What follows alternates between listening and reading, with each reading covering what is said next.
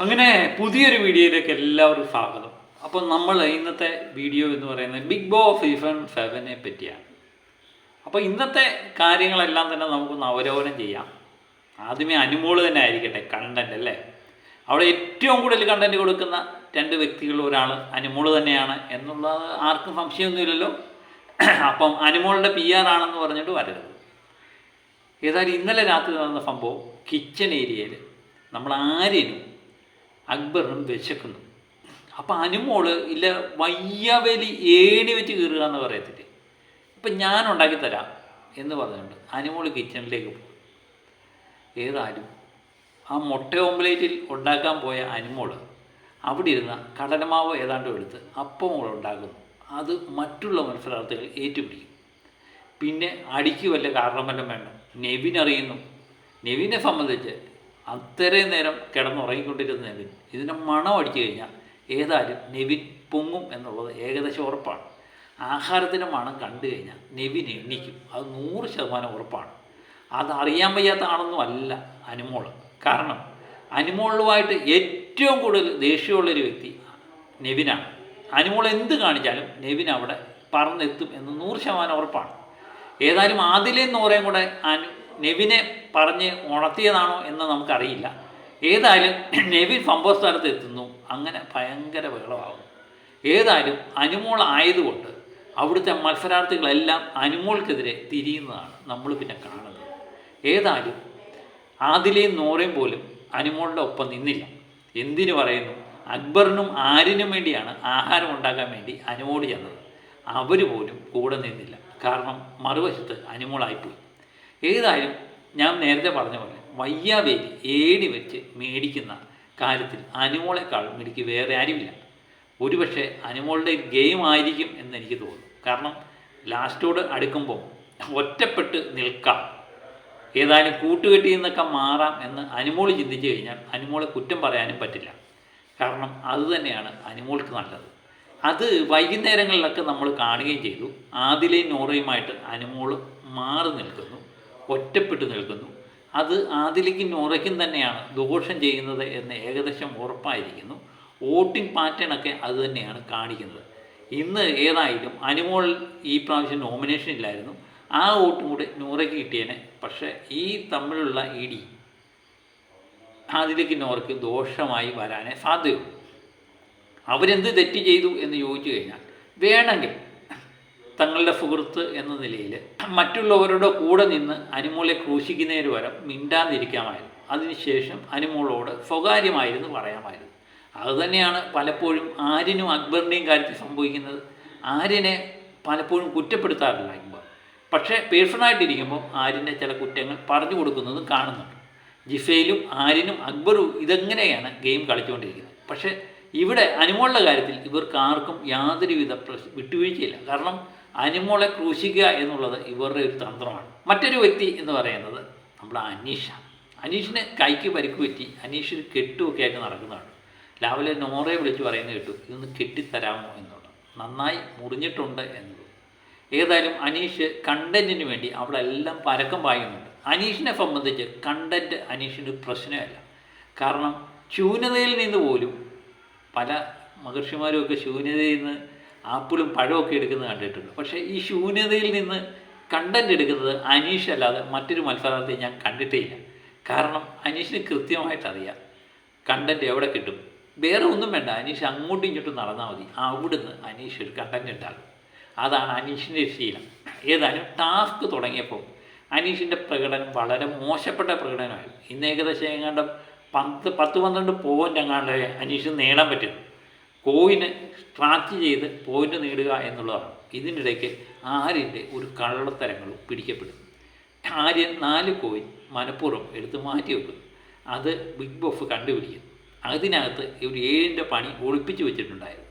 കാരണം നേരത്തെ തന്നെ സ്ക്രാച്ച് ചെയ്ത് നോക്കിയതിന് ശേഷം ഒളിപ്പിച്ചതാണെന്ന് ആര്യനും ഷാനവാസും നമ്മുടെ അനീഷും തറപ്പിച്ച് പറയുന്നുണ്ട്. ഏതായാലും ആര്യനായതുകൊണ്ടാകാം അക്ബറിൻ്റെ വായിലെ പിരി വെട്ടിക്കിടക്കുകയാണെന്ന് തോന്നുന്നു. അക്ബർ ഒരക്ഷരം മിണ്ടിയില്ല. നെവിനും പല കാര്യത്തിനും ബഹളം വെക്കുന്ന നെവിനും അടങ്ങിയില്ല. ആ സ്ഥാനത്ത് അനുവോ അനീഷോ വല്ലതും ഈ കാര്യം ചെയ്തത് ഒളിപ്പിച്ചു വെച്ചിരുന്നെങ്കിൽ എന്തായിരിക്കും പുകിൽ ഇവിടെ തീ പിടിച്ചുണ്ടായത്. ഓഫ് ലാസ്റ്റ് കോയിനെല്ലാം എണ്ണിയതിന് ശേഷം ചോദിച്ചു, 4 കോയിൻ ഒളിപ്പിച്ചു വെച്ചിരുന്ന വ്യക്തി ആരാണ് എന്ന് ചോദിച്ചപ്പോൾ ആര്യൻ ഏതായാലും കൈവൊക്കി. അതിനുശേഷം ആ 4 കോയിൻ എടുത്ത് കാണിക്കുന്നുണ്ട്. അത് കാച്ച് ചെയ്ത് നോക്കിയപ്പോൾ ഒന്ന് കിഴങ്ങ് കൂട്ടാനേ പറ്റത്തില്ല, മറ്റൊന്ന് വെജ് ഉപയോഗിക്കണം. ഈ 2 കാര്യങ്ങളാണ് പണിയായിട്ട് കൊടുത്തത്. എനിക്ക് തോന്നുന്നു ആര്യൻ ഒന്ന് ഉരച്ച് നോക്കിയപ്പം ആര്യൻ കണ്ട് കുറച്ച് മലയാളം വേർഡ് എഴുതിയിരിക്കുന്നു. ആര്യൻ വിചാരിച്ചു എനിക്ക് ഏഴിൻ്റെ പണി തന്നെ ഉറപ്പാണ്, അതുകൊണ്ടാണ് എടുത്ത് മാറ്റി വെച്ചത്. ഏതായാലും ആര്യനോട് നമുക്ക് പഠിച്ച മിക്കവാറും മത്സരാർത്ഥികൾക്കെല്ലാം ഒരു ഇതുണ്ട്. അതാണ് ഗ്രൂപ്പിൻ്റെ ഒരു ശക്തി എന്ന് പറയുന്നത്. അതാണ് ഞാൻ പറഞ്ഞത്, അനുമോളോ അനീഷോ ഷാനവാഫോ ഒക്കെ ആയിരുന്നെങ്കിൽ ഇവരങ്ങ് ഇളക്കി മറിഞ്ഞേനെ. പ്രത്യേകിച്ച് ലക്ഷ്മിയൊക്കെ പിന്നെ പ്രശ്നം ഉണ്ടാക്കിയത്. അനുമോളോ ഷാനവാഫോ ഒക്കെ ആണെങ്കിൽ ലക്ഷ്മിയും നെവിനും ആര്യനും അക്ബറും ഒക്കെ എന്തൊരു മേളമായേനല്ലേ. ആര്യനായതുകൊണ്ട് ലക്ഷ്മിക്കും അനക്കമില്ല, ആദിലേക്കും നോറയ്ക്കും അനക്കമില്ല, നെവിനും ഒട്ടും അനക്കമില്ല, അക്ബറിനും അനക്കമില്ല. നോറ അതിൻ്റെ ഇടയ്ക്ക് എന്തൊക്കെയോ പറയുന്നത് കേട്ടു. ആദില ഞാൻ ഈ വീട്ടിലേ അല്ല എന്ന് പറഞ്ഞുകൊണ്ട് ആദില എന്തൊക്കെയോ ചിന്തിച്ചുകൊണ്ടിരിക്കുന്നതും കണ്ടു. അക്ബർ താഴോട്ട് കുനിഞ്ഞ് എന്തൊക്കെയോ പറയുന്നതും കേട്ടു. ഏതായാലും അനീഷും ഷാനവാഫും നന്നായി ആര്യനെ പൊളിച്ചെടുക്കുന്നുണ്ട്. കാരണം നീ കള്ളനാണ്, നീ പലപ്പോഴും കള്ളത്തരം പറയും, ബിഗ് ബോസ് ഈ ടാസ്ക് തന്നെ ഇല്ലാതാക്കണം എന്ന് അനീഷിൻ്റെ ഘോരം സംസാരിച്ചുകൊണ്ടിരുന്നു. ഏതായാലും ബിഗ് ബോസ് ടാസ്ക് ഒന്നും ക്യാൻസലാക്കിയില്ല.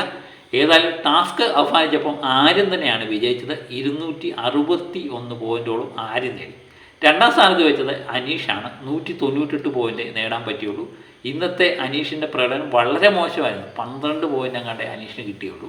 ഇന്നത്തെ പ്രകടനം കൂടെ മെച്ചപ്പെട്ടിരുന്നെങ്കിൽ അനീഷ് മുൻപന്തിയിലേക്ക് കയറാനുള്ളൊരു ചാൻസ് ഉണ്ടായിരുന്നു. പക്ഷേ അനുമോളുടെ പ്രകടനമാണ് പലരും ഞെട്ടിപ്പിച്ചത്. കാരണം 188 പോയിൻ്റ് നേടി.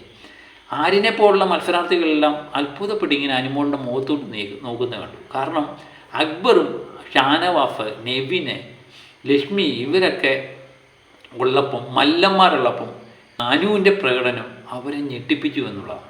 ഞാൻ എപ്പോഴും പറയുന്നൊരു കാര്യമുണ്ട്, അനു ആദ്യ ടാസ്കിലുണ്ടല്ലോ, ആദ്യ ദിനം സാരി ഉടുക്കാതെ ആ ടാസ്കിലിറങ്ങി മത്സരിച്ചിരുന്നെങ്കിലുണ്ടല്ലോ അനു മികച്ച പ്രകടനം നേടി ചിലപ്പോൾ 1ാം സ്ഥാനത്ത് വരെ എത്തിയേനെ.